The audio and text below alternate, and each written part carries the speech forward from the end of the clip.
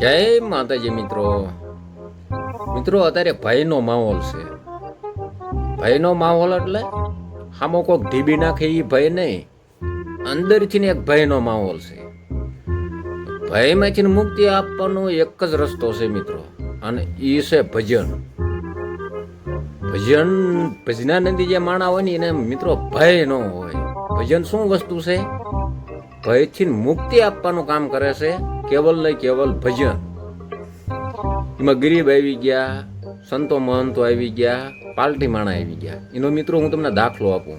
એક શેલો અને ગુરુ ગીરમાં જતા, બરોબર સંધ્યાનો સમય થઈ ગયો ને, એટલે ગુરુજીએ કીધું શિષ્યને કે મેરે પૂજા કા ટાઈમ હો ગયા હે. ગુરુજી બે ગયા પૂજા કરવા, શિષ્ય ઉભો રહ્યો. હવે ગીરની અંદર પૂજા કરી એટલે સાહેબ જેવી તેવી વાત નહીં. સિંહ આવ્યો, ભોરી જટાળો હાલ્યો આવે તો બોલ્યો જે શિષ્ય રહ્યો ને ઝાડવા ઉપર ચડી ગયો. ગુરુજી બે ગયા તપમાં, ઓમ ઓમ ઓમ ઓમ. શિષ્ય છે ઝાડવા ઉપર બેઠો બેઠો ધ્રુજે, અને સિંહ છે ગુરુજીના ફરતા આંટો મારે. ગુરુજી તપમાંથી હલે નહીં. સંધ્યા આરતીમાં સિંહ છે બાપુનો વાંહે ડેબો સાટે તોય બાપુ નો હાલે. કડેક ટાઈમ થયો ને એટલે સિંહ છે વિયો ગયો.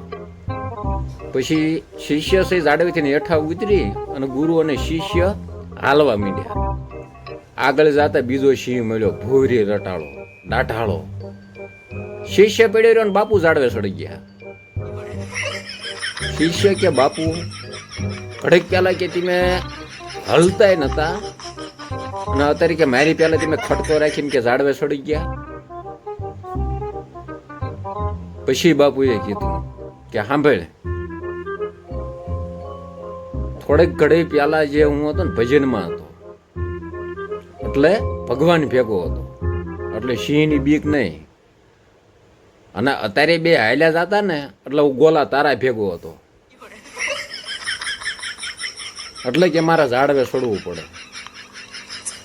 એટલે બને ત્યાં ભજનની નજીક રીજો મિત્રો, એટલે ભયમાંથી મુક્તિ મળે તમને.